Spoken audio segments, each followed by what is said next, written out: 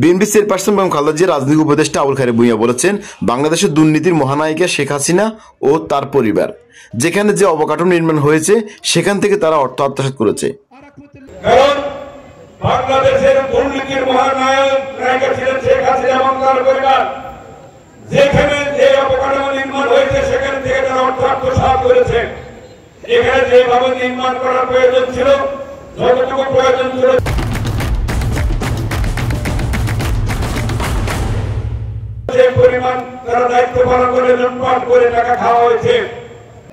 বুধবার রাতে লক্ষ্মীপুর রায়পুর উপজেলা চরবংশী ইউনিয়ন বিএনপির উদ্যোগে আয়োজিত স্থানীয় খাসিয়াহাট বাজারে জনসভায় যোগ দিয়ে প্রধানমন্ত্রীর বক্তব্যে তিনি এই মন্তব্য করেন। আবুল খায়ের ভূঁইয়া সরকারি প্রশাসনিক কর্মকর্তাদের হুঁশিয়ার করে বলেন, এখন যা করার করেন, কিন্তু নির্বাচন সরকার ক্ষমতা আসলে এই সমস্ত খুন দুর্নীতির হিসাব দিতে হবে। আমি প্রশাসনিক দায়িত্বে যারা আছেন তাদের হুঁশিয়ার করে দিচ্ছি, এখন করতে পারেন, কিন্তু নির্বাচিত সরকার আসলে এই সমস্ত খুনের হিসাব পাইপে করে দিতে হবে। এদেশের জনগণের ট্যাক্সের টাকা আপনি খান, আপনার পরিবার করে, আমার জনগণের ট্যাক্সের টাকায় সমস্ত অবকাঠামো নির্মাণ করতে টাকা চুরি করবে।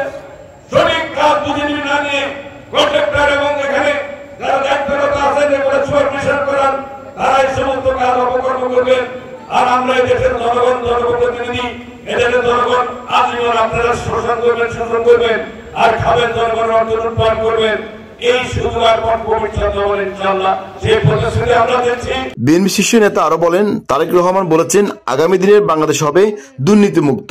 চেয়ারম্যান, মেম্বার, এমপি, মন্ত্রী যারাই দুর্নীতির সাথে জড়িত থাকবেন তাদের বিরুদ্ধে ব্যবস্থা নেবে।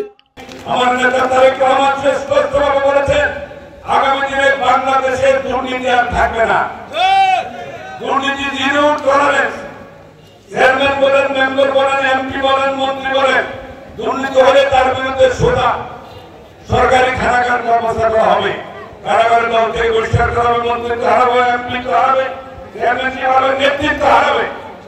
দুর্নীতি জিরো টলারেন্স হবে। মানুষ যাতে করে মানুষের অধিকার প্রতিষ্ঠার জন্য লড়াই করেছে, আগামী দিন হবে বাংলাদেশ একটি সুখী, সমৃদ্ধশালী, আত্মনির্ভরশীল এবং মেধাভিত্তিক রাজনীতি করার জন্য বেগম খালেদা জিয়ার শিক্ষার নির্বাচন, শিক্ষা কারিকুলাম, আমাদের নেতা তারেক রহমান দেশের যুব সমাজকে, ছাত্র সমাজকে বর্তমান বিশ্বায়নের যুগে তাদেরকে সেভাবে গড়ে তোলা, শিক্ষা কারিকুলাম পরিবর্তন করে প্রত্যেকে যাতে করে তাদের মেধার মধ্য দিয়ে দেশে এবং দেশের বাইরে যাতে করে তাদের জীবন জীবিকার সন্ধান করতে পারে, সেভাবে মানুষকে গড়ে তোলা হবে। যেহেতু আগামী দিনে প্রজন্মকে গড়ে তোলা হবে। তাই প্রিয় এলাকাবাসী, আমরা একটি কথা বলতে চাই, ভাওতাবাদী নিয়ে কখনো আপনাদের সাথে আমরা রাজনীতি করি। উত্তর চরবংশী ইউনিয়ন বিএনপি সভাপতি ফারুক আহমেদ কবিরাজের সভাপতিত্বে এতে প্রধান বক্তা ছিলেন রায়পুর উপজেলা বিএনপি সভাপতি জেটেম নাজমুল ইসলাম মিঠু। বিশেষ অতিথি ছিলেন রায়পুর পৌর বিএনপি সভাপতি এবিএম জিলানি, সাবেক সদস্য সচিব শফিকুল আলম আলমাস, রায়পুর উপজেলা বিএনপির সাংগঠনিক সম্পাদক শাহরিয়া ফয়সাল, অ্যাডভোকেট খায়ের আলম, বিএনপি নেতা গাজী মোস্তফা কামাল, ইমাম হোসেন গাজী ও আরিফ মাহমুদ কবির সহ প্রমুখ। মোহাম্মদ রুবেল হোসেন, ঢাকা মেল, লক্ষ্মীপুর।